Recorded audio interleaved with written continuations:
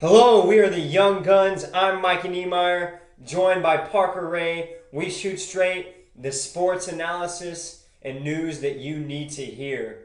And Parker, right off the bat, we are going to hit it hard. This is kind of our post free agency podcast. It is a full podcast, though, and we talk about more stuff than free agency. But that's going to be the main focus today.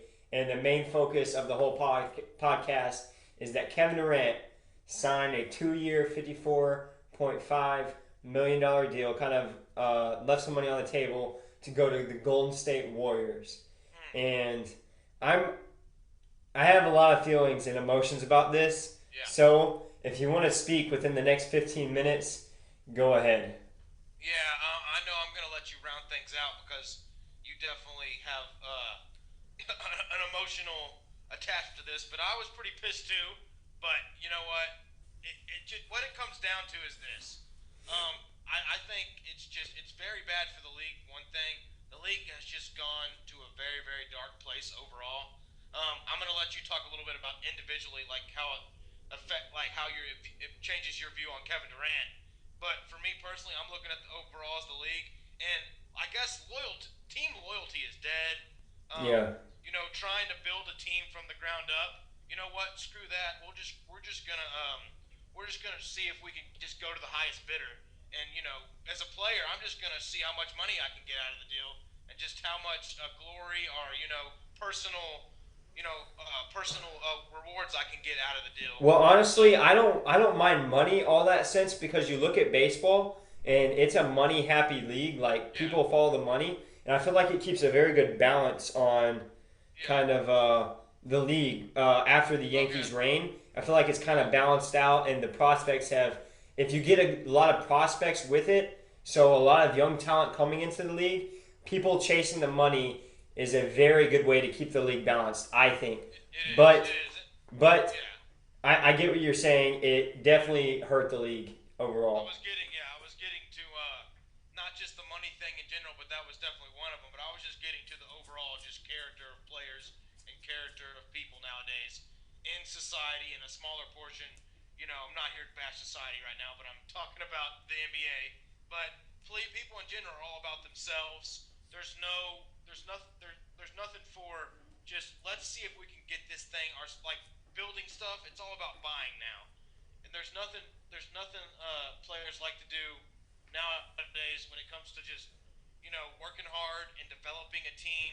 And considering OKC was probably the third best team in the NBA last year, I put them right up there with the Warriors and Cavs. I mean, those guys were the top three. And Yeah. to just say, you were that close to beating the Warriors, you were a win away from beating the Warriors and going to the NBA Finals and going with a team that Sam Presti and those guys in Oklahoma City, they built the team around you, Kevin Durant I'm talking about, Mm-hmm. and they had all these guys around you, and they finally had some fighters around you, and they said, "Here, this is your team." Of course, Russell Westbrook is kind of like the co-owner of the team, but when people thought of Oklahoma City, they thought of Kevin Durant. He was the guy. And so for him just to take that and say, you know what, no, I'm going to sell out. I'm going to go to the team that beat me 3 times in a row because I choked 3 times in a row, and I'm going to go join them because I couldn't get it done myself. Exactly. And so I know that's kind of hitting on his personal attacks on Kevin Durant, but that definitely gets to what I was trying to say. It's just the fact that, if you can't do it yourself, don't need to work hard enough. You might as well just go get your money and cash out and just, live the life of luxury and, get a couple rings while you're at it. But they ain't your rings. They're Steph Curry's rings. They're Klay Thompson's rings. They're the team that they built. Those are those guys' rings. If Kevin Durant wins a ring in Golden State, that's not going to be known as his ring. It's going to be known as Steph Curry's ring. Exactly. So he's not even going to be the guy. So I don't know. That's pretty much overall what I had to say. Is just players. It's a big picture overall thing. I'm just saying players really need to learn to work on staying with the team, staying loyal, and back in the olden days, teams stayed together and they wanted to be competitive. The league has just gotten way too nice for me. I heard a thing with Michael Jordan say that he would never call up Larry or Magic Johnson. He would never call them up and say, "Hey, let's go join forces and let's win a lot of rings together because let's be buddy buddy." That would never happen. Those guys wanted to compete against each other, and that's what Kevin Durant should want to do. He should want to beat Steph Curry. he shouldn't want to just say, oh, you know what, I give up. I can't do it on my own. I'm gonna just join the guy who beat me. Even though I was so close to beating him. So that's my thing. I'm sure you have a lot to say about the same type of deal, but I know you're gonna go on your rant, so I'm gonna let you do your thing, man. Okay, so let's lay out the basis kind of for this. I am in love with basketball. It is my favorite sport. Okay, so I get emotionally tied to things in basketball, as many fans of teams and people do. And one of my emotional ties is my second favorite player in the league now that Kobe left. No, he was probably over Kobe, I would say. Only behind James Harden is Kevin Durant. I mean, I love this guy. I buy almost every single one of his shoes. I mean, he is. I just love to watch him. I love to cheer him on. I love his attitude, his personality. But my Kevin Durant that I know and love died July 3rd or 4th, whenever he signed. He died this past Monday. And it was sad because, man, I literally, I loved him. And cowardly is a word to describe his actions, not himself, because I still love Kevin Durant, and I still think there's possible redemption in his future. But I'm not that much pissed as I am disappointed, just because I had so much faith in this man. And granted, yes, he has the ability to do whatever he wants. It's his life, but there are kind of some boundaries that in this legacy of basketball, this great legacy that people built, there are boundaries that you don't cross, and there are things that you don't do, especially as a superstar, if you want to be highly respected in the league. And Kevin Durant crossed one of those boundaries, and he went to his rival team. I mean, the Warriors are his biggest rival right now. That's his rival. Not anymore, but like you said, 3 straight times they're up 3-1. Before that series, it had only happened 3 times, and twice was with the Rockets, and 1 time was with a bunch of old people in the 60s, okay? Yeah. So we're talking about only things Clutch City has done. Exactly. And you choke 3 times. Never happened in a conference finals, ever. They choked. And Kevin Durant is more responsible than anybody. Rush showed up all 3 of those games. Now, you can bash Rush about being the reason why Kevin left, all this stuff. Yes, there are some good things, some bad things about Russell Westbrook. But it was Kevin Durant's team.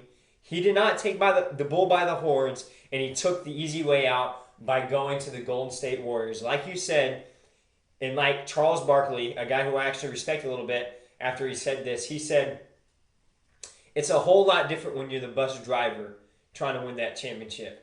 When you're just riding in the bus, that's what the Warriors stopped by the Hamptons and said, KD, hop on. And Steph Curry may say, hey, KD, I don't care if you win the MVP. I don't care if you get the most points. But guess what? You know who's driving that bus, Parker? Stephen Curry. He is driving that bus. And I'm disappointed in Steph, too, because I was really actually starting to like Steph just because I like him as a player. I hate the Warriors, but I like Steph. It's kind of like how I hate the Patriots, love Gronk.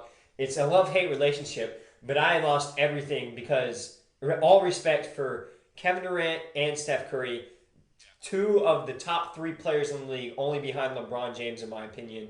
I mean, James Harden, he can be fit in there, but we're not going to discuss that today. So I saw this update on my phone, and I literally just stared at the wall, brain dead for an hour because I was so disappointed. And I honestly, if it weren't for what the Rockets did this offseason, don't want to watch basketball for the next 2 or 3 years just because I like Kevin Durant that much. So it's like the league lost not 1 but 2 great all-time players this year. One of them was Kobe Bryant, the Black Mamba. Number 2, okay, maybe 3 because number 2, Tim Duncan might be leaving. We'll talk about that later. And number 3, Kevin Durant. There's a new Kevin Durant. This is a big change in his history. Kind of like Kobe going from number 8 to 24 and the symbolism in that. See, because basketball has a lot of symbolism and a lot of deeper meaning than you would think, especially if you get connected to it like we do. And Kevin Durant, that's kind of a symbolism. He was this great star that I would have respected a whole lot more if he would have won, because he could have won with OKC, or even if he went somewhere else and won, just don't go to the Warriors, don't go to the Cavs, don't go to the Spurs. Yeah. That's all I'm asking. Go to a team that needs a championship.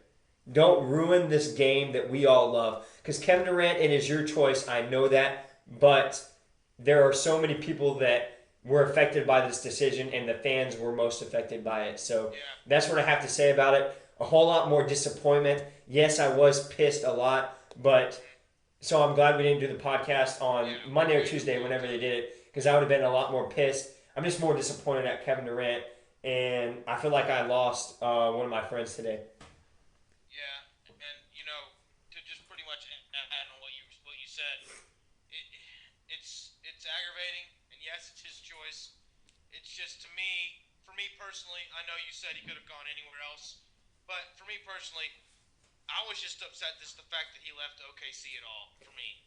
Because they built that team around him. He was the guy there. That city was behind him. They went and got Oladipo. They found some big boys to battle in the paint. They found Adams. They found, they already had Ibaka. You're right. He had no real reason to leave. Yeah, he had no real reason to leave. He had the best scenario. I put him above the Spurs. I put OKC above the Spurs. I know we disagreed, but no, I put OKC number one going into next year if Kevin Durant's there. Like, Not at the beginning of the year. Obviously, we disagreed a little bit. But they would have been number one on my list in the West Conference. We agree with that. So definitely. So I just think there was no reason for him to leave his place. That was his place. That was the team that drafted him, the Supersonics, obviously. Then they went to OKC. I mean, that was his franchise. And he just said, "You know what? I don't care about you guys. I screwed you guys in the finals because I lost 3 games in a row, and now I'm leaving you. Goodbye. Good luck trying to beat me over at Golden State. And oh yeah, by the way, thanks for all the memories. It's just, oh man, it's a whole lot of stuff. We could get into that. It's just aggravating me kind of reliving it now. But I kind of have that standpoint, but I like Kevin Durant so much that I've been just a tiny bit disappointed. But it's kind of a new era of people leaving, so I wouldn't have been mad. And there's one more thing we need to address in this segment, and that's comparing this to LeBron going to Miami. And yes, I may have been mad at LeBron going to Miami, but I think that was a lot of my younger mind being fed by the social media. And now that I think back on it, it was never really LeBron. He didn't have anything in Cleveland. He went to a place where he won a championship. So this is nothing as the same. Because number one, you look at the team they left. You're right. Kevin Durant left a great team, amazing team that will be in the playoffs next year with Russell Westbrook, no doubt, unless they trade him first. He left a great, amazing team to go to a team that won a championship. LeBron James left the Cavaliers, who in 2007 were the worst finals team in the history of the world. If you take away the superstar on every single team dating back to like the 1950s, whenever the NBA started, they have the worst stats and worst plus minus in the whole game out of the history of the NBA. So he left a terrible team. I know it was like 3 years later, but nothing really changed. He left a terrible team, terrible management, terrible owner, and went and played with his buddies. I'm a millennial, so I kind of am okay with that. I'm not okay with Kevin Durant leaving because I still have that old school connection, because I think that old school connection is basketball's legacy, and I think everybody should have that connection. But that's a whole nother story. So no, it's not the same as LeBron James leaving. I'm okay with different players going to different teams. I'm not okay with superstars teaming up. The bus drivers, in Charles Barkley's terms, I'm more worried about the bus drivers and the bus riders. Yeah, exactly. You don't look at the guys who were the second best player on the team. I know we look at Scotty and we say, yeah, Michael Jordan wouldn't have won without Scotty, and that's true. And Kevin Durant's definitely going to help Curry. But when those championships come raining in, we're going to be looking, oh, that was Curry's Warriors, man. That was Curry's team. Oh, Kevin who? Oh, yeah, he had Durant. He was just some guy. We're going to have debates where we like, who was better, Scottie Pippen or Kevin Durant? That's what it's going to be like. It's going to be like, who was better, Kevin Durant or Scottie Pippen? Who's the best out of the second-hand men? Like, that's how it was. Like, after we see that Kevin Durant and Steph Curry win their 6 NBA titles together, we're going to be like, who's better, Scottie Pippen or Kevin Durant? Or maybe we'll even be talking about Klay Thompson more, because in this scheme, Klay Thompson's just as good a shooter as KD. Oh, yeah. Yeah, Yeah, Steph Curry's going to get the most ball handles. You saw what he did in the finals. yeah. He's gonna handle the ball. He's the point guard, and then it's going to be split between Kevin Durant and Klay Thompson. And I'm not sure that Kevin Durant's a better shooter. He's a better scorer. I'm not sure if he's a better shooter than Klay Thompson. They're about even. So what are we going to say? Exactly. Looks like we're bumping him down to the third guy now. So now the argument's going to be who's better, Rodman or KD. That's what I'm saying. Yeah, it's going to be third fiddle. Instead of saying, hey, Kevin Durant, you had a great career. You won 2 true, genuine championships, maybe even 3 genuine championships with OKC. Oh, wait, never mind. You left to go to the Celtics, or you left to go to the Clippers. You went 3 or 4 good championships still. Are you as good as Larry? We're comparing you to Larry. Next thing you know, you're in our top 5, top 10 players of all time. I mean, I just don't get it. It doesn't make sense. It just doesn't make sense. He just took the easy way out. He took the coward's way out. And I'm not bashing him. We're talking about sports. This is a sports podcast. So when we say coward, we mean sports coward. We don't mean human coward. Yes. This is specifically coward. as a basketball, in a basketball reference, as a basketball player. Yes. We do not hate Kevin Durant off the court. We do not think he's a coward off the court. This is purely his job, but there is a big legacy that goes on with his job occupation. Yes, exactly. So Steph Curry not off the hook, Kevin Durant not off the hook. I think that's basically what we're saying. Definitely bad for the league. It's bundling up the talent into too many top tier teams. I don't like it. Yes, the ratings were up, but I think we'll see them go down a little bit after the Warriors just keep on dominating. It's not going to be as fun anymore. One more thing to add on to this. LeBron James has a very good opportunity at hand, though. Because if he can find some way, him and Uncle Drew can find some way to beat this Warriors team, he will go down, I mean, huge legacy. I mean, that is just another one. You win one for Cleveland, then you beat a Warriors team that literally is trying to beat you. They sign another perennial superstar just to beat you, and they still can't because you're the king and you're the best. So, LeBron James may be licking his chops here. Yeah, Obi, LeBron James was without a doubt the best player in this era. Oh my! I mean, we already knew that, but it just confirms it because the next 2 guys in line joined forces just to beat you. So they couldn't do it by themselves. They've already proven Kevin Durant had his shot. Steph Curry had his shot last year. So they've proven they can't beat him when he's at his best by themselves. So, like, you know what? We're going to team up. We're going to go up after LeBron. So, yeah, this is definitely just, oh yeah, LeBron's looking good right now, man. He's definitely the hero of the league. I'm Team LeBron now all the way. Same I here. was iffy on LeBron. I know you were LeBron last year. I was still kind of but now you know what? Team LeBron. Let's go. I'm baby. Team Harden, Team Westbrook, Team LeBron. Yeah. Those are kind of my 3 players going into the league because I love Russ. Exactly. He was kind of my second favorite to KD, but now Russ is my man. Yeah. And I hope he might leave OKC, but if he does, hopefully he goes to like the Knicks or the Lakers. That'll be fun to watch. Yeah. Oh, okay, we're gonna segment right into news that you need to know. Right off the bat, we're gonna see the MLB. The Red Sox yesterday beats the Rangers 11-6. That brings the Rangers record to 53-33. That's like 3rd best in the league. They lost their 2nd straight series in a row. They're kind of struggling a little bit because their pitching is not all there due to their younger players getting more chances because 2 guys are on the DL, Lewis and Yu Darvish. I don't really feel anything bad about this. I was kind of expecting it with our injuries. We're still 6.5 games up on Houston. Our next game was today against the Twins.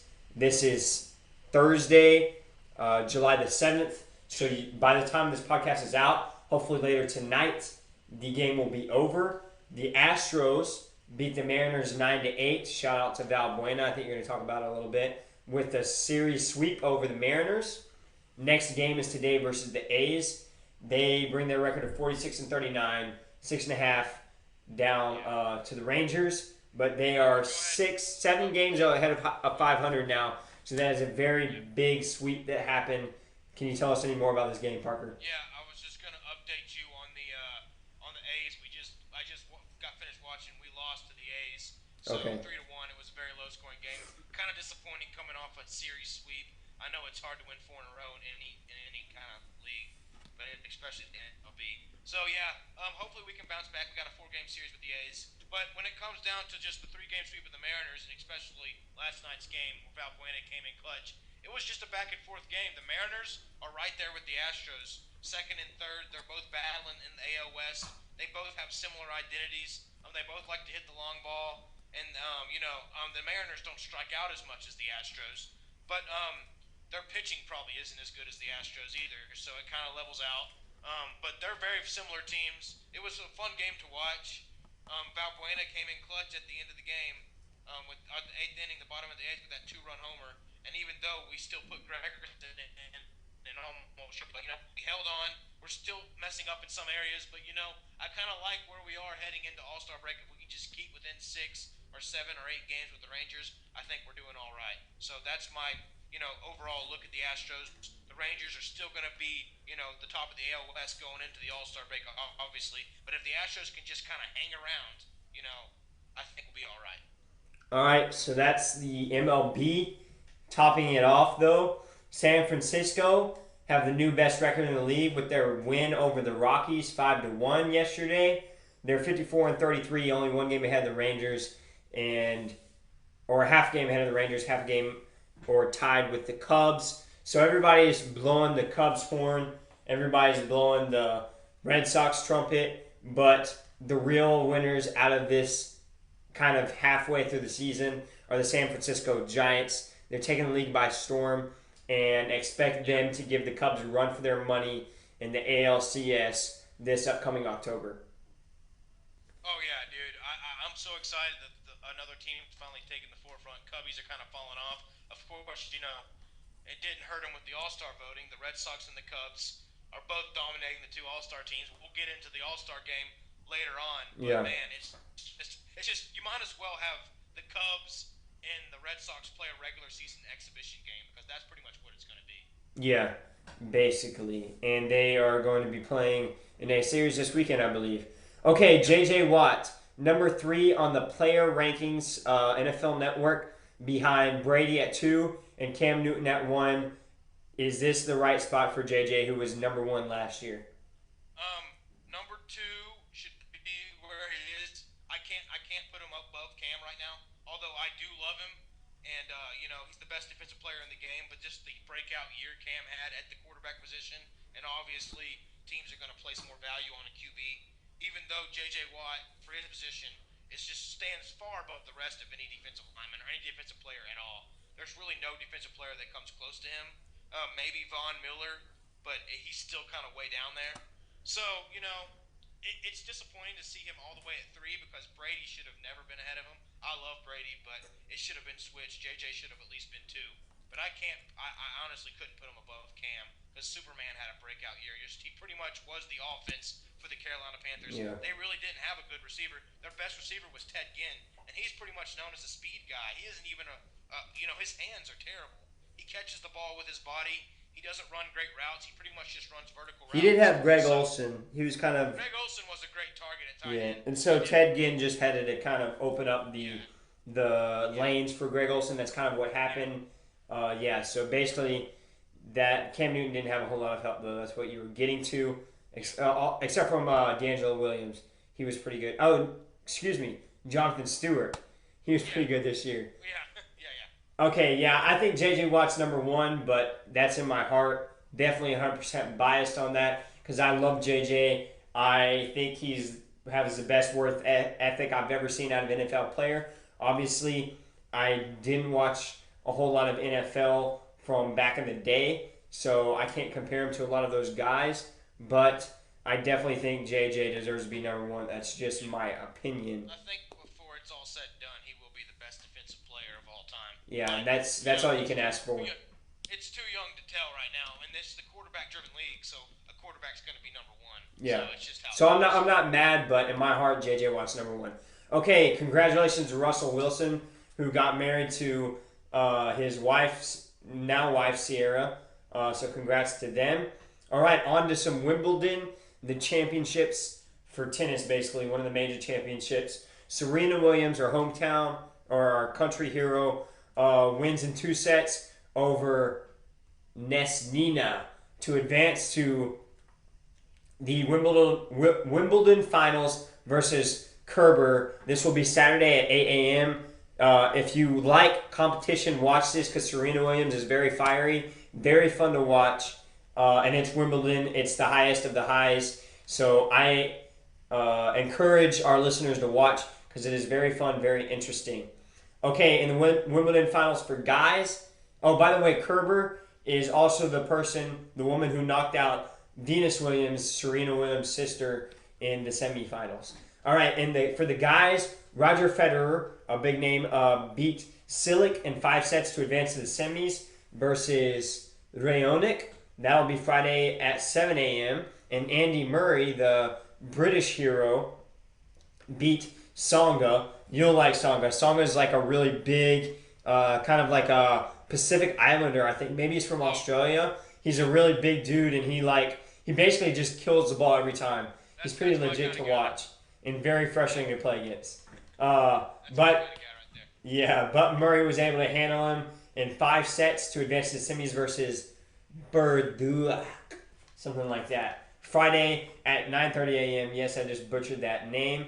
So, yeah, y'all can kind of watch that Friday morning if you're really into tennis.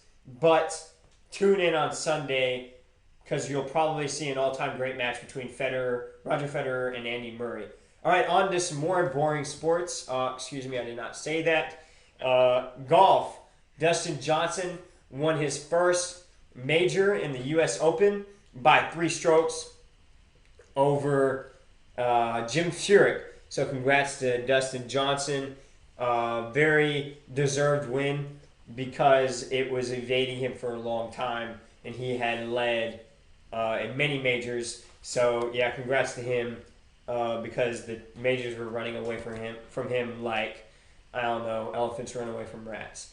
Okay, the British Open, or the Open for golf, begins in 1 week. So you golf fanatics, tune into that. I will be if I'm not doing anything else. All right, time for some H-time. Dynamo upset the Philadelphia Union 1-0 last Saturday. That brings our record to 4-5-8, which is pretty terrible. Our next game is tomorrow at 7 p.m. But this was a big upset because we are the worst in the league, or the worst in our conference, and there's another conference. There's 2 conferences, and the Union are the best.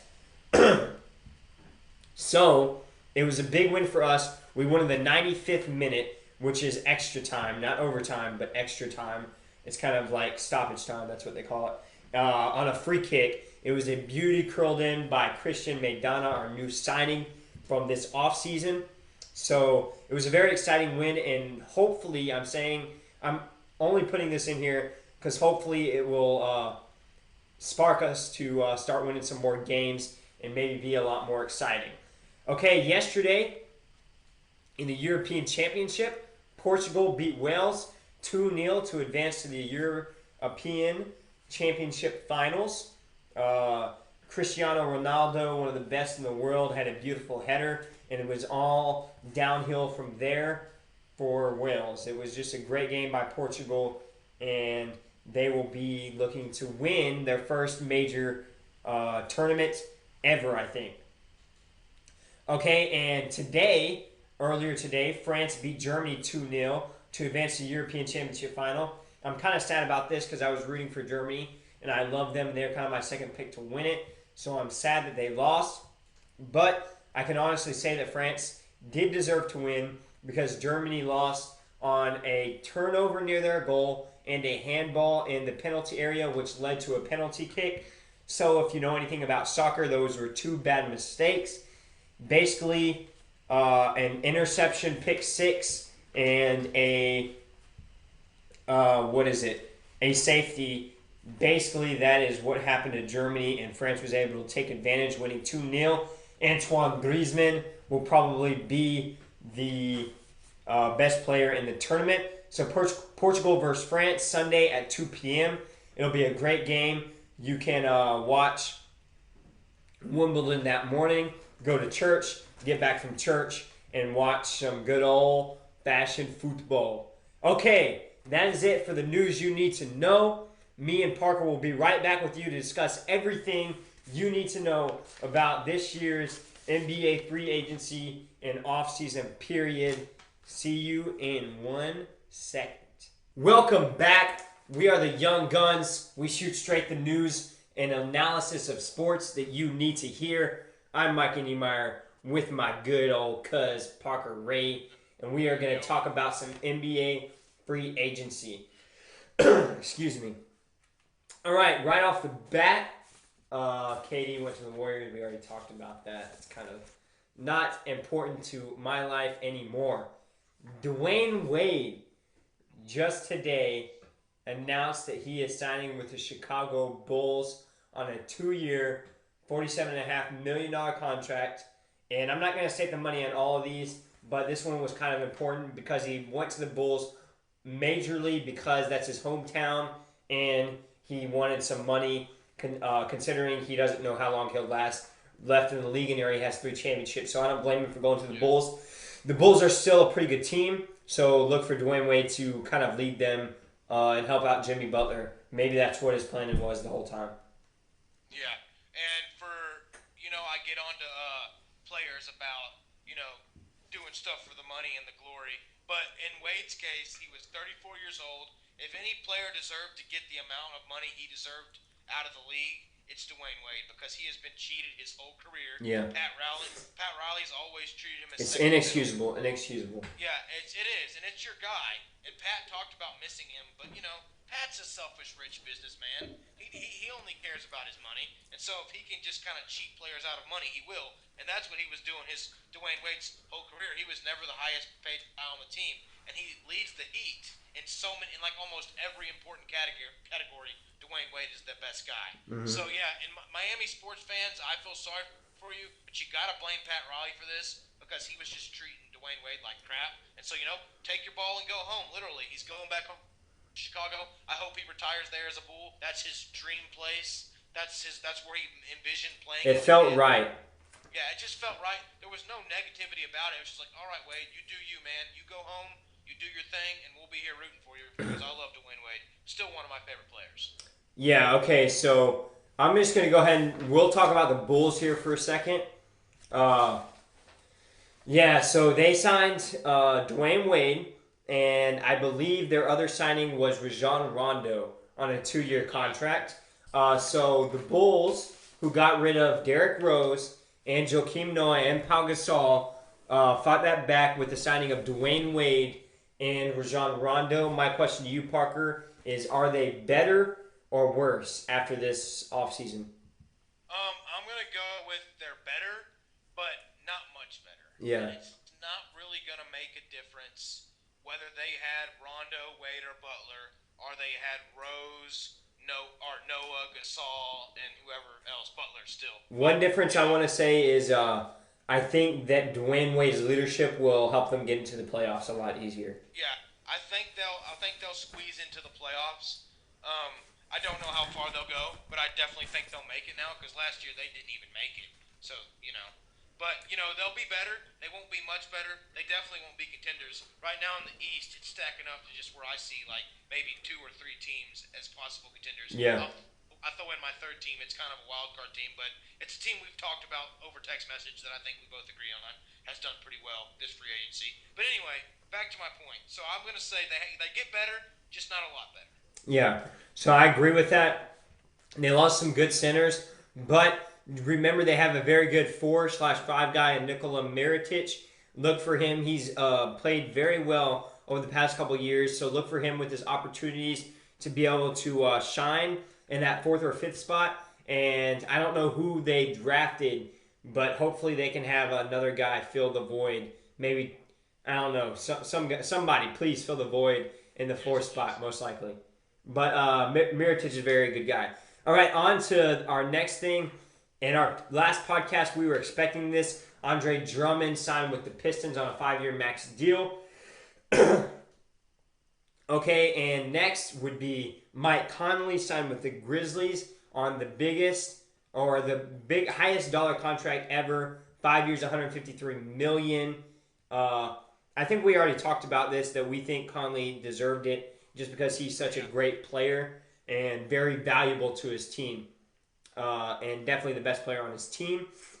Al Horford signed with the Boston Celtics and not the Houston Rockets. Kind of sad, but I don't know. If he likes the Celtics, I don't blame him on a 4-year contract. Yeah, let's talk about this Conley and Horford signing. Let's talk about the Grizzlies for a second, Parker. So they signed Conley. They signed Chandler Parsons on a max deal. They still have Zebo, still have Marc Gasol, have Conley, and I don't know who their two guys going to be, but they have Chandler Parsons instead of. Never mind. Yeah, they just have Chandler Parsons. So, how do they shape up to the Grizzlies that we've known for the past couple of years? Yeah, and I think they're going to have a little more flair than they did the past couple years. Okay. Parsons going to bring some flair to Yeah. it. But overall, as a shape up, I think it's still going to be about 4th, 5th, or 6th in the West. The Yeah. Grizzlies always kind of sit right there in the middle of the playoff hunt in the West. They're not going to get to the top tier, but they may be 4th, 5th, or 6th. I'll give them that. But it's not like they're going to improve a whole lot. They didn't really do a whole lot of improvement. They just kind of sat there. But they kept their guy Mike Conley, who's the best ball handler that was in this free agency. He was the best one out there, so they kept him. They got some more. They got a good wing player in Chandler Parsons, who's in my opinion, a locker room guy, and he kind of as a Velcro guy. Really, he can do a little bit of everything. He doesn't do any one thing great, but he does a lot of things well. And so I do like him. Max contract player, I don't know, but he got the money, so good for him. Kudos for him. But Grizzlies aren't. I still don't think they're contenders. I just think they're gonna put up a fight in the playoffs. They'll fight hard. They'll still play great defense. They'll still claw tooth and nail whoever they're playing. But they won't. They're still stuck in the middle of the playoff pack. I think so. That's definitely basically what I think as well. Okay, Al Horford signs with the Celtics. The Celtics gain Al Horford and lose Evan Turner. I think that's it. So they're looking at kind of as Isaiah Thomas at point, probably Avery Bradley playing that 2 spot because Jay Crowder plays the 3 spot, and then probably like a Jared Sullinger at 4, a very good rebounder, solid rebound, and to add some offense, obviously because they're a scrappy team, Al Horford. So I think the Celtics are looking really good. They'll probably, in my opinion, be top 4. I think they'll get home court advantage this year in the East. I was gonna say I agree with that. I think they're a really good team. I put them right at the middle of the pack too. I put them 4th or 5th. I think they're right there. They didn't crack the top. They didn't crack the top echelon of the Eastern Conference, I think, but they're still right there. Yeah. And Horford going to Boston, I think it's just a matter of him saying, you know what, I played kind of second fiddle to a whole lot of players, and I think I want to go to Boston and kind of be my own guy, and kind of run the show because he will be the veteran on the team. He will run the show. Isaiah Thomas is probably still their best player on the team, and Isaiah Thomas is a good leader. So I think Thomas and Horford will work well together. That'll be a good 1-2 punch. And then you got Bradley out there, and you got Crowder playing defense. They're going to be a scrappy, fun team to watch in the Eastern Conference. It may even give some teams a run for their money in the early rounds. At least I hope so. But the East is just so top heavy. It's just so hard to break away. And now, really think about it. Both conferences are top heavy now with the big Kevin Durant signing. So it's just going to be if the Celtics pick up one game in the first round, I'll be happy. And if they somehow break out of the first round, you know what? Good for the Celtics. I'll be proud of them. But it just comes down to Al Horford making his decision and wanting to be the guy somewhere, which Isaiah Thomas will feed him the ball, and he'll let him be the guy, and he'll let him get touches. As if you go to a guy like Harden, who probably wouldn't necessarily give him the touches he wanted. So I think that's really what the difference maker was. Yeah. So smart move by Horford. I still hope that he would come to the Rockets, but it just didn't work out that way. Okay, Hassan Whiteside signed with the Heat. And that's about the only player that signed with the Heat because Dwayne Wade left. The Heat lost Dwayne Wade, Luol Deng, Joe Johnson, and their backup point guard, Tyler Johnson, all the free agency. So not a great offseason for the Heat, I would say. What about you, Parker? Well, yeah, no comment there. I'd say no comment, but I do have a comment. I always have a comment. But anyway, yeah, Hassan Whiteside seems to be their best guy on the team right now, and he's just a glorified rebounder and defender. So they're going to have to find some offense somewhere. He's a very, very, very good role Yes. player. Yeah, oh, yeah, that's exactly right. Yeah, I was waiting for the ending, the big climax. Just it was an anticlimactic, role player. But yeah, I know he is definitely probably one of the best role players you'll find in the league. But that's exactly what he is. He's a role player. He's not gonna go out and make offense for himself, or he's not gonna do a lot of things out of the box. He's just gonna be an inside the box center that's gonna do everything a center should do, especially one his size. So yeah, he's gonna fit his role very well. But he's not the guy you should build your franchise around, and I think Pat Riley made a big miscalculation in the way he treated Dwayne Wade. I know he still wanted D-Wade there. Of course, they still got Goran Dragic, I think, but he's not. Goran Dragic is still he's kind of a role player too. He can drive and do things like that, but he's just kind of your typical point guard, a little bit over typical, but still, I still put him up there just kind of an average everyday point guard, especially when you've got all these great point guards nowadays: Kyrie, Russell Westbrook, Steph, all those guys flying around. Conley. Yeah. So, Dragic is definitely not up there with those guys. But he's still a good, scrappy role player. Yeah, he's decent. So, yeah, they're just going to be a role player team. They may not even, if I'm looking at right now, I don't even see them making the playoffs. Honestly. I don't either. There's a lot of good, strong teams that have built up their teams and are ready to make a push for the playoffs. And I think the Heat are very much in danger of falling outside of that. Okay, Dwight Howard signed with the Hawks. It was kind of something that all of us were expecting him to leave Houston. It was sad to hear, but it just kind of had to happen. It was a bad divorce, but I mean, it was messy. It was messy, but I mean that's just how it goes. He's at home where he wants to be. So I wish all the best for Dwight Howard and the Hawks. The Hawks lost Jeff Teague and Al Horford in free agency, obviously replaced Horford with Dwight Howard. They have a very, very good backup point guard in Dennis Schroeder, who will step in and fill Teague's role. They still have Paul Millsap, and I think and they re-signed Kent Bazemore, a decent, scrappy player. So, I mean, I think the Hawks will be about the same, but Dwight Howard may blow up the team in a couple years due to the curse that is always on him. And he kind of had some parting words for Harden. He was just talking about how chemistry was never there. In a little press conference, I think, or a little side interview with TMZ Sports or some one of those websites. I read an article where he just had choice words to say. He said, yeah, he was very disappointed in Houston. He could not get the job done. He didn't get the touches he wanted. He didn't get the respect he wanted from Harden. Apparently, Harden has a very me-first attitude. But, when you're one of the best players on the planet, it's kind of hard not to be selfish. So, can't always blame Harden. He could have been a little bit of a better teammate than Dwight, but Dwight's kind of a big baby. So, if he wants to leave and he wants to tattletale on Harden after the fact, go right ahead, man, because you know what? You're not going to do any better in Atlanta. You might even do worse. Yeah, so in all those videos of Dwight Howard draining jumpers, let me just tell you that Dwight Howard has made 50 free throws in practice before. They have all announced it. Prove it to me in a game, Dwight. I mean, I love you, and I loved what you did for the Rockets, but it just wasn't meant to be, and he'll be the same player everywhere he goes. Just very disappointing. Okay, Dirk Nowitzki surprisingly re-signed with the Mavs, all-star chasm included, on a 2-year deal. Nicholas Batum stayed with the Hornets on a 5-year deal. Let's talk about the Mavs real quick. They kind of got the Golden State Warriors scraps. Andrew Bogut, very, very solid center. I really like him on the Mavs. He'll be good to fill the Tyson Chandler void that they've been looking for. And then they also re-signed Dirk, of course. Instead of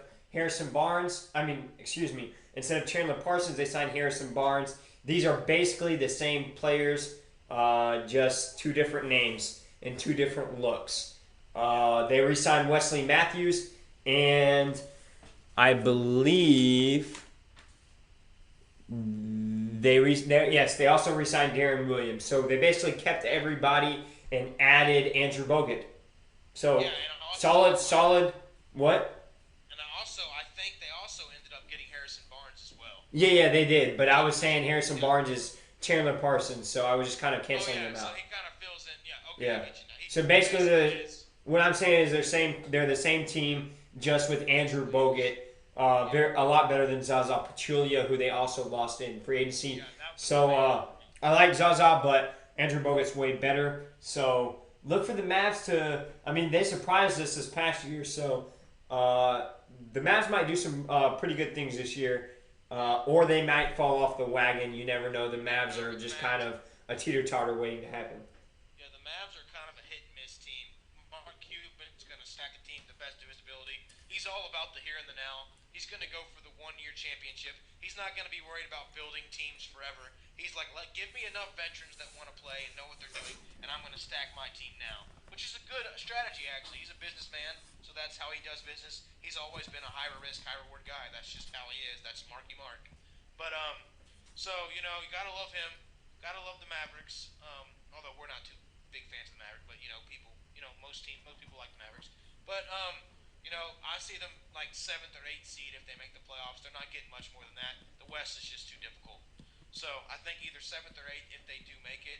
I still don't know if they will. But, I think all three Texas teams still have a great shot at making it because it's just kind of how it is. They're just so competitive in Texas. I think all three teams will still make it. But I think the Mavericks will kind of be towards the bottom. Yeah, okay. Agree with you there. Next up, let's see. Yes, Batum with the Hornets. So the Hornets, they re-signed Batum, but they basically lost everybody else. They lost Jeremy Lin, one of their very good scrappy players, helped them a lot in the playoffs. They lost Courtney Lee, their starting shooting guard. They lost Big Al Jefferson, our favorite center in the league. All jokes aside, he's still a very good player. And they also but they did retain their sixth man, Marvin Williams. So he's a very good scrappy player. So, I mean, I'm using the word scrappy a lot, obviously, but it's the truth. These guys are scrappy. Very scrappy. Eastern Conference team. Yeah. They'll be right there at the 7th or 8th seed too. They'll be kind of in the mix. Yeah, I think they'll be able to still slide in because of Kemba Walker, and he's just getting better and better every year. But they definitely took a step down this year. They took a step down. They lost. They weren't too big of losers, but they definitely lost. So yeah, I definitely still like the Hornets, but they're definitely going to be known to be scrappy, a defensive-minded team led by Kemba Walker, obviously. But Kemba Walker is one of those players that he can go off for 50 one night, so you never know with him. He's unpredictable that way. He's a great scorer. He's one of those just great scorers in the league. So yeah, I like that Batum stayed there because he saw the potential in Charlotte, and he's like, you know what? I kind of like what we're building here. We were competitive. We almost got past Miami. Didn't quite do it. Took them to 7 games, I believe, though. So it was a good series. And I think it was just the first round, but still 7 games against Miami, and that team was pretty good. So yeah, I definitely like what the Hornets did last year. Of course, they lost some players this year, but I still think they'll be right in the mix, and they'll definitely fight. It'll be interesting to see. But with the Eastern Conference being so top-heavy, I know I use that word a lot. It won't mean much, guys. Yeah. So we're just trying to build the Hornets up as much as we can. But let's be honest, there's not many teams getting past LeBron and the Cavs. Exactly. LeBron owns this league. Don't let Kevin Durant or Steph Curry tell you anything else. Okay, Bismack Biyombo left the Raptors, went to the Magic. He is a very good center that deserves to be a starter in the league, and that's what he's going to get, joining up with Serge the Urge Ibaka. That's pretty much it about this. Very good shot blocker, very good defender. He deserved everything. Okay, Pau Gasol signed with the San Antonio Spurs. Basically, with the Spurs didn't lose anybody besides probably old Timmy. He's probably going to go. They re-signed. Yeah, Timmy's probably going to retire, but Ginobili's probably coming back. And they also lost David West, but I believe that's it. So Pau Gasol for David West and Tim Duncan. Considering the lack of contribution from both David West and Tim Duncan, even though Pau Gasol didn't have his best year last year, he will still definitely be a very good help. And in this Spurs system, he will be a great star, and it will be exciting to watch. Yeah, the the Spurs might be second in the West. They might just be second in the It's West. a very sneaky move. Very sneaky. Yeah, it's very sneaky. The Spurs like to be sneaky. That's kind of how they run things down there in SA. It's kind of it's my hometown team, even though it's not my favorite team. I'll still call them the hometown team. So yeah, I'm definitely getting kind of more soft around the edges with San Antonio because I'm kind of slowly starting to be disappointed with my Rockets. But still my boys in Houston. But anyway, yeah, SA is very sneaky. That's kind of how Pop likes to work over there. They keep all the guys. They just like to rebuild, slowly rebuild. They lose Duncan, and who do they replace him with? A perennial all-star in Pau Gasol, who has won himself some rings too, and he's a great veteran. So that's a pretty good trade-off, Duncan for Gasol. That's really good if you can just grab Gasol. And we're not talking about Tim Duncan, the 5-time champion. We're talking about Tim Duncan, the role player in this system of the Spurs because he is just old, very old. Yeah. He was a no-show in the playoffs. Let's just put it out there. But yeah. And you can't blame him. It was his legs, but I mean. Yeah, it was his old self, and yeah, it's just legs. And poor Timmy, he's gonna have. Let's just say David Robinson was chuckling a little bit. Yeah, let's just say David was laughing at his boy Timmy. His legs weren't near as good as they should have been. He's like, now you know how I feel, Timmy.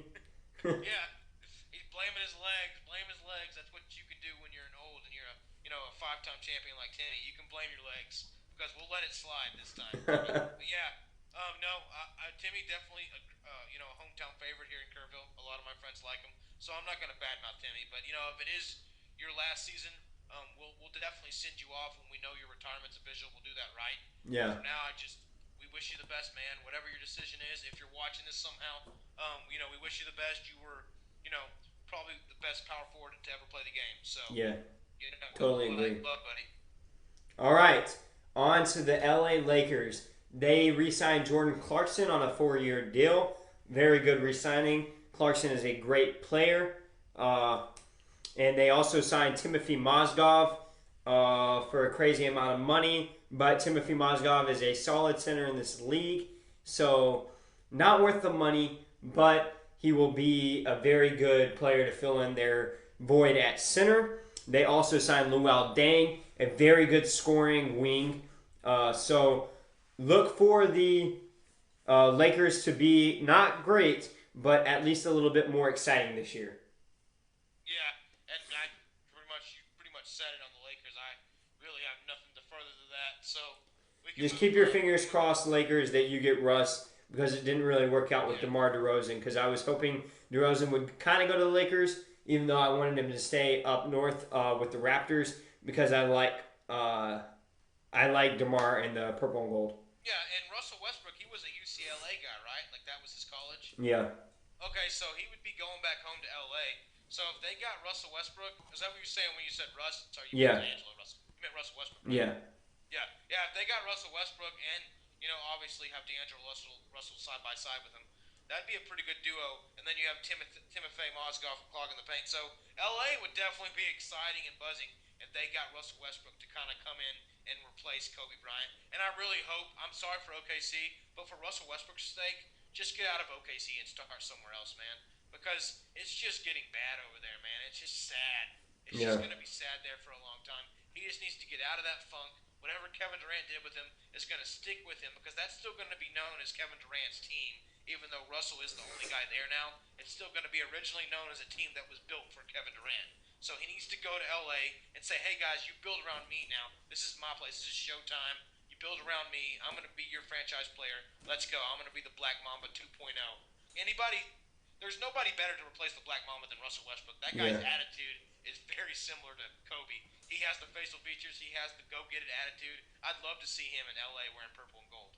Yeah, so I mean, I kind of agree with that. I also think that it'd be awesome to see him in OKC still, but I would love him to go to the Lakers because I like that fit. That's all. We'll talk about that more if that ever happens. Okay, Evan Fournier re-signed with the Magic on a 5-year deal. Something Turner, I forget what his first name is, but Turner, Evan Turner, the forward for the Celtics, signed with the Trailblazers. A very good signing. So the Trailblazers get Evan Turner. Festus Ezeli, the center for the Warriors. So they have a pretty legit center. Not the greatest, but he'll be young and good. The main thing we're focusing on is Evan Turner, another guy, another very solid player to help out Damian Lillard in his process of making the Trailblazers great again. I see the Blazers being about the 5th seed or the 6th seed somewhere in Yeah, there. they're a solid team. They're gonna be good. They'll make the playoffs. Dame Dolla and C.J. McCollum, those two guys alone can make their own playoff team by themselves. So they're a great backcourt. Yeah, so Evan Turner just helps that case. Yeah, exactly. Okay. So they definitely improve some. Yeah, so Sean Livingston re-signs with the Warriors, along with no one else re-signed. Just Kevin Durant signed with the Warriors. David West signed with the Warriors, chasing rings.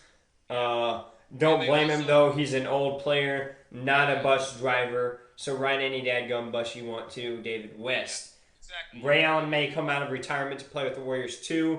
Hint, hint, or the Cavs, whatever team he chooses. So just... what were you saying? Who you were just talking about?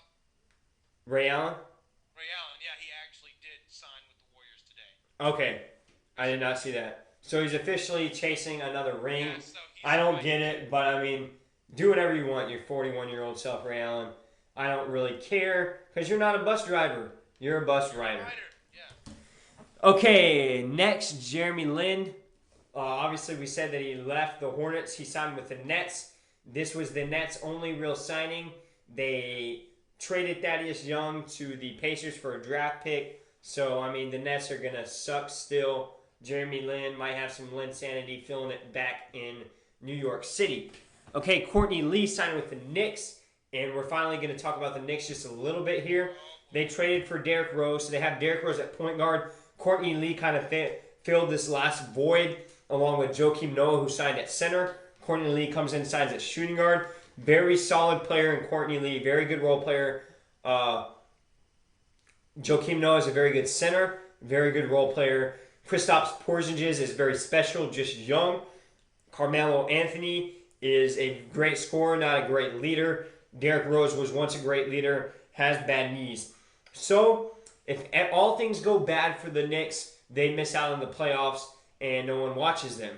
If all things go good for the Knicks, hence Kristaps grows up, Carmelo Anthony finds his scoring ways again, Joakim Noah doesn't get injured, Derrick Rose doesn't get injured, and Courtney Lee plays like he normally does, and either Derrick Rose or Kristaps takes the Bulls by the horns and leads this team, they will be maybe top 3 in the East. They have that potential. Yeah, and I'm gonna put them at my top 3 teams in the Eastern Conference right now are Cavs, and it's risky right now, obviously, but I'm going Cavs, Knicks, Raptors. Those are my 3 in that order. Okay, my three in order are the Cavs, Raptors, Pacers, but I can definitely see what you're talking about. And, I like the Pacers too. Don't get me started on the Pacers, but yeah, no. I forgot. They're the team flying under the radar too. Talk about sneaky moves. Yeah. But but right now, if all things work out, because the Knicks are just such a high risk, I could see them moving with the Pacers in the top 3 area. But the Knicks are going to be great if all things go right. They have a chance to give the Cleveland Cavaliers a real run for their money. I think if everything clicks and it just goes 100% right, which as hard as I'm not trying to get you so excited because I know you love your New York Knicks. Yeah, if it goes 100% right, I totally agree with you. They can definitely give the Cavs a run for their money because we've seen what Derrick Rose and his Bulls have done, and this team might be better than them if they can keep the pieces together and the injuries away. Yeah, it's just a matter of you don't want to get your hopes up too high for the Knicks because if you're a New York fan, if you follow New York sports, sometimes things go bad in New York. Yeah, so I like the Knicks. I like the Giants. The Yankees not so much. Yeah, the Yankees are. But I love the Knicks. Love the Giants. So yeah, I like New York teams. Yeah, and the Mets. I would throw the Mets in there. I do like the Mets. Yeah, the Mets are fun to watch. A Cespedes for the rest of us, or Festivus, or Cespedes, however you want to say it. Okay. Next up, Aaron Aflalo leaves the Knicks, signs with the Kings, just kind of chasing money, trying to get what he wants, just playing. I don't know. The Kings had to get somebody they got to follow. That's kind of it. Tyler Johnson, I talked about him leaving the Heat. He signed with the Pistons. but he is a restricted free agent, I believe. So he might not. Yeah, he's a restricted free agent, so the Heat might still retain him. I say let him go. I don't really love him as a player. That's kind of just me. What do you think? Who was the name again? I'm sorry, I was zoning in and out. Tyler Johnson, Yeah, backup point guard for the Heat. Yeah, I'm not. I mean, he's not really. I got no comment on him, so I don't Okay. really know much about him. Okay, Matthew Dellavedova signed with the Bucks on a 4-year deal. Great player. Just kind of Yeah. time to leave the Cavs. He wasn't really finding his role anymore with the Cavs, so I like that move. Boban Marjanovic signed a three-year deal with the Pistons. He is a restricted free agent, so the Spurs can match that. Mahinimi, the Pacers center, signed a deal with the Wizards for 4 years for $64 million. I don't even know who he is, and he got a lot of money. Jennings also signed with the Knicks. Brandon Jennings, kind of a great player 3 years ago. Not so much this today. 1-year deal with the Knicks. No risk, but can be a pretty good reward. So great signing by the Knicks. Joe Johnson went to the Jazz, just kind of helping up an up-and-coming team and also getting his money's worth. Darren Williams, we talked about that, signed with the Mavs on a 1-year deal. Kind of no risk, high reward. Solomon Hill went to the Pelicans. The Pelicans gained Solomon Hill, lose Gordon, and lose Anderson, obviously, to the Rockets. But we'll talk about the Rockets in a second.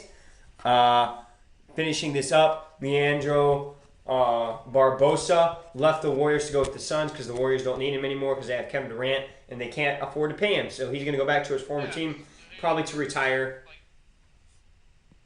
What were you saying? I was gonna say he was just going back to kind of ride off in the sunset with his Yeah. Phoenix Suns because that was kind of his heyday, and he had some great plays in the finals and the years he was with the Warriors. But yeah, when you get a guy like Kevin Durant, there's not much room for anyone else, especially a little role player like Barbosa. So see you later, sending you to the desert. Hope you have fun, Barbosa. Yeah, so I mean, yeah, Barbosa will be just known as a solid player all around, and he gets to retire with his team.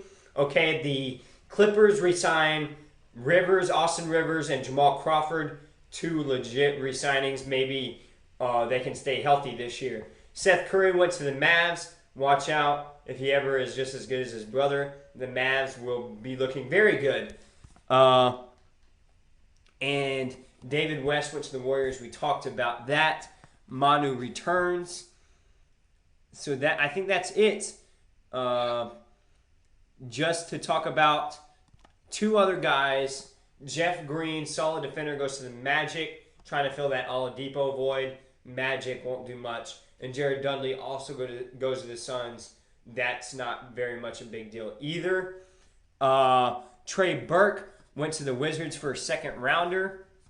The Jazz just kind of really need to get rid of him because they have slips my mind who the name of their point guard is, but he kind of moved in to Trey Burke's spot, so Trey Burke had to go. Andrew Bogut went to the Mavs. Mike Dunleavy went to the Cavs for free. That's just the Cavs kind of trying to fill their team with some good, solid role players. Look at him to knock down threes and play some scrappy defense throughout the season. Jose Calderon goes to the Lakers on a free deal. I don't really know what to say about this. Yeah, he was with the Bulls, goes to the Lakers just to free up some cap space to sign Dwayne Wade. Shabazz Napier, the guy we thought was going to be a great player for the Heat, ends up going to the Blazers for free cap space. That the Heat were hoping to get Dwayne Wade with, and now they don't even have Napier, so maybe Napier will play good in Portland. You never, ever know. Okay, 3 guys who haven't signed yet. Waiters from the OKC Thunder. Alan Crabb, Amir Johnson, Robert Covington, all undecided. I believe Alan Crabb and Dion Waiters are both restricted free agents.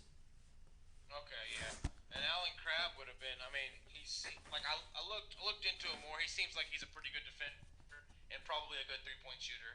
So, you get what you take with that guy. He's going to fill his role well. The other guys, I really, don't have much comment on. Yeah. But free agency, they'll land a place. If the Rockets can pick up another guy, I don't know. When they got an A, I think that may be the last guy the Rockets get. So Yeah, that'll probably it until next year. Okay, let's speak of our Rockets. So the Rockets get 3 guys. They sign Eric Gordon from the Pelicans. They signed Ryan Anderson from the Pelicans, and they also signed another from the Wizards. Eric Gordon is a very solid guard. Can play small forward if he has to, but just looking like a guy who will just go in there and knock down threes. I like the signing. Yeah, that's kind of it. A very good role player to surround James Harden with because he doesn't want any stars around him. Ryan Anderson signed as our power forward, so we needed a power forward all year long. We finally get one. He says, I signed with the Rockets. This is not like direct quotes, but this is kind of paraphrasing. I signed with the Rockets because I never got open looks. I know James Harden will give me open looks, and if I get open looks, I can knock down threes. So hopefully that's the truth because we will look very cool.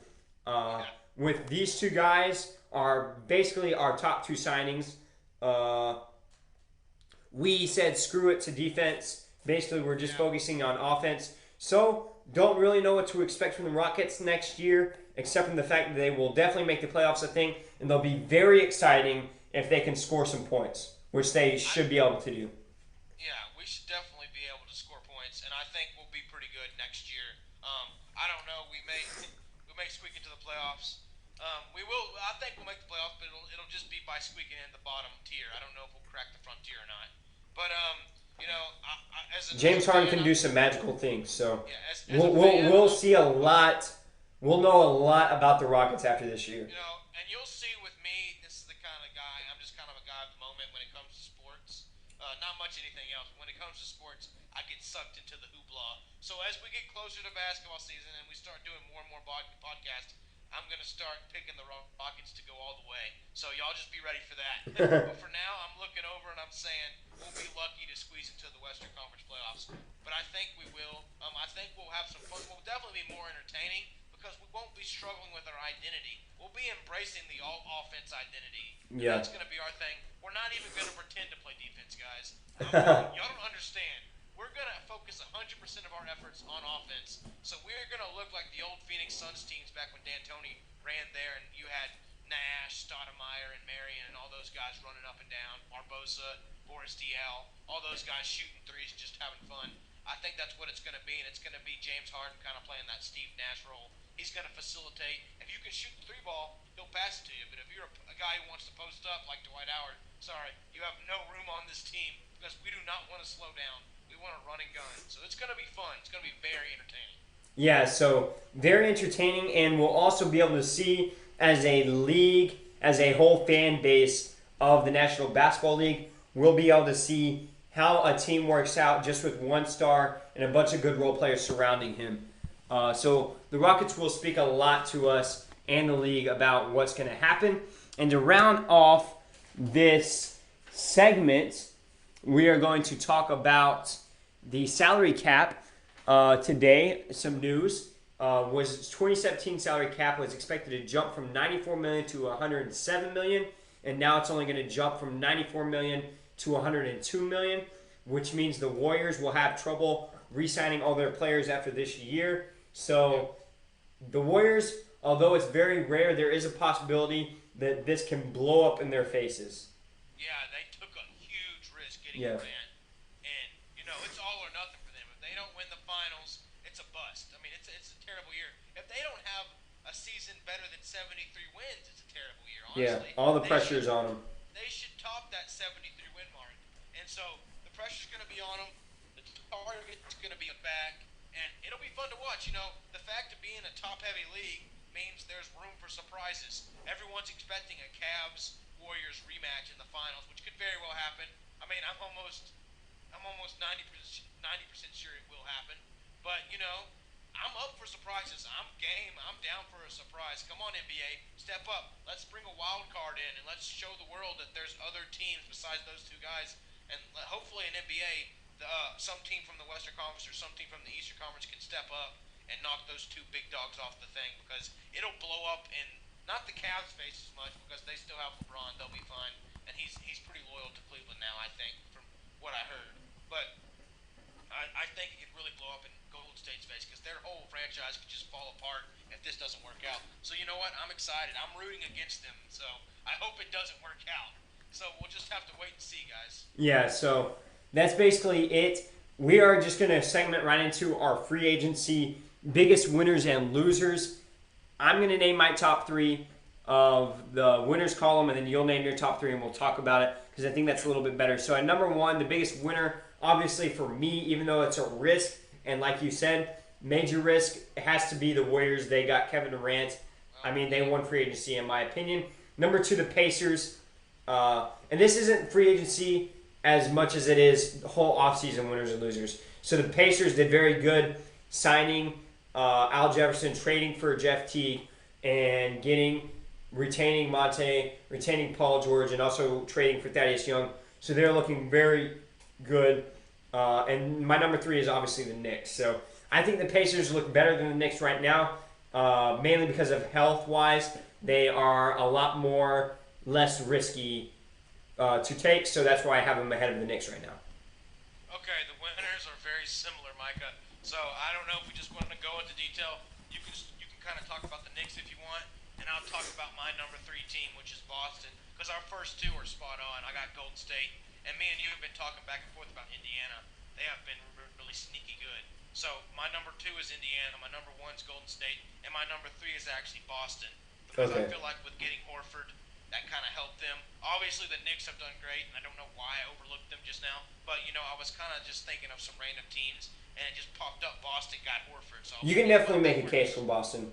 I think the Yeah, Knicks did better yeah, because they signed more players, Lee, Rose, yeah, Joakim Noah, so I think they did better in free agency. yeah. Just And kind of, I just think the risk kind of outweighs the well, not necessarily, but I think it's definitely more yeah. risky. Well, it's risky for Golden Especially with State the too, Warriors, because and the Knicks. So I kind of see yeah, how you graded yeah, this offseason period, taking the people that have a less risk factor. I get what you're saying. That's basically what I did. So I mean, don't need to really explain myself much. We're kind of on the same page here. Boston, Horford got a steady big man, got a good formula with Brad Stevens. I think he'll do great with those guys. Knicks are very exciting. Are going to end up with a probably better record than Boston if they stay healthy. So yeah, I love the Knicks. I love Boston. I hope the Eastern Conference is going to be fun to watch. I think it will be. I'm going to be paying attention much more to the Eastern Conference this year than the West because it's going to be kind of back and forth with me. But I'm going to watch the Eastern Conference. It's going to be fun. Yeah, So it's yeah, definitely going to be fun and exciting, but we'll get our football in first. Okay, exactly. my biggest losers in order are number one, the Thunder, obviously because they lost Kevin Durant. Number two, the Heat, because they lost Luol Deng, Joe Johnson, and Dwayne Wade. They lost their space of the franchise and two great scorers. Even though they re-signed Whiteside, a very good role player, I think they definitely lost. And number three, I just think the Thunder lost more because they lost Kevin Durant. Even though they got Oladipo, losing Kevin Durant was huge. Number three, the Hornets, because they lost Jeremy Lin, they lost Courtney Lee, they lost Al Horford. They lost a very solid part of their team, so they'll have to rebuild. So maybe in 1 or 2 years, the Hornets will be even better than they were, than they could have been this year. They just had to take a step back. They're going to take one step back to take two or three steps forward. So look for the Hornets to be better in the future. But as of this offseason period, they lost. And I got okay. I got OKC in Miami and my top three as well for the very same reasons. They kind of lost their franchise guys. But I also kind of looked as losers. I kind of went outside the box and not necessarily saying this team is going to be terrible because I still think they'll be very good. So it's going to be kind of tricky how I'm wording this. But I got the San Antonio Spurs as a loser Okay. because I feel like they didn't improve at all. They just kind of stayed. They had so much. Okay, not like that. They had so much potential to improve, and they didn't take advantage. I think they were in the hunt for Kevin Durant. They kind of butchered that. Kevin Durant really showed no interest in that. They didn't really go out of their way to persuade Kevin Durant. Popovich made it very clear if Kevin Durant calls at 12 a.m., he's not answering. So, Popovich, that's kind of how he is. He doesn't really give free agents the warm welcome. If you want to be a Spur, you better buckle your bootstraps and you better work. Because Yeah. that's pretty much how the Spurs are. But they're not very good at drawing free agents in. They drew in Aldridge last year. That was an outlier. That's an outlier. That's not normally their case. And so when I look at what they needed free agency, they needed some perimeter players, and they needed to get Mike Conley. They didn't do that. They didn't even show interest in getting. They showed interest in getting Mike Conley, but they didn't get the job done. So therefore, that was a loss for me. They didn't get Conley. They had a chance of getting Kevin Durant. They didn't get that done. So therefore, that's two losses for me right there, and that's two big strikes. And that would have put the Spurs over the Warriors, I think, and they would have been the top team if they could have gotten those two guys, or at least one of those guys. Honestly, they would have been right there. So for that perspective, and the overall big picture, and the chance to win a championship perspective, I put them as a loser because of the amount of potential they had to gain, and they just couldn't get it done. They just kind of choked in free agency, and they got another, kind of a big man, which they already have plenty of big men. West just got lost, but they cleared up Boban and West, but I think that was probably after they knew they had Gasol, so it didn't really matter at that point. But Yeah. basically, Timmy's retiring, Manu's old, Kawhi's not really a go-to guy. They needed a go-to scorer. They needed a point guard to replace Tony Parker because he's getting up there in age. He can still get it done, but they still need a head of a snake because that's where they lead their attack from is the point guard. They're an old school team, so they focus their energy on the point guard, and that's the guy who's going to be handling the ball and leading the team like most old school teams do and calling the plays and kind of being that coach on the court. So they didn't get that done, so they're still going to be stuck with their, just the old Spurs, the old as dirt Spurs. So they'll be good, and they'll be a great veteran team, but they will, I repeat, they will run out of the gas in the playoffs again. Sorry, Spurs fans in Kerrville. Sorry, all my local homies. But the Spurs will run out of gas again, and they will choke in the playoffs again, and they will not get it done because they didn't get it done in free agency. And that's why I picked them as the losers. So I know it's debatable, but that's just my opinion. Yeah, I don't know what to feel about this, but you make a lot of very good points, and I can't say that Pau Gasol was the best signing. Still a great signing. I still think they're a little bit better than last year, but not a whole lot better. So I can definitely see where you're coming from. They dropped the ball on a couple free agent signings, but I mean that's what happens, and they're one of your losers. So we're gonna end it with John Jones is out for UFC news. John Jones is out of the UFC 200, so that's kind of sad. John Jones is out, and so is John Bones Jones, and so is Conor McGregor. So if y'all were expecting to watch a great UFC 200, it has kind of lost its flair, sadly. So all you fighting fans, that's definitely something sad, and the weekend will not be as great as it could have been. Tune in this weekend where we will preview the All-Star game. We'll talk about All-Star voting, and hopefully by then George Springer will be on the All-Star team.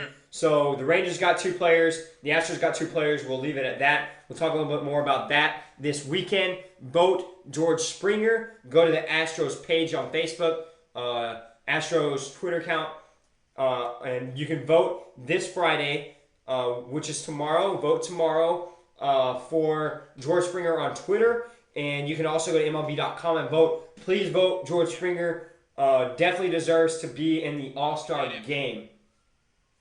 Yeah, I was just going to say, Springer Dinger has come on strong. He's one of the best good outfitters in the game.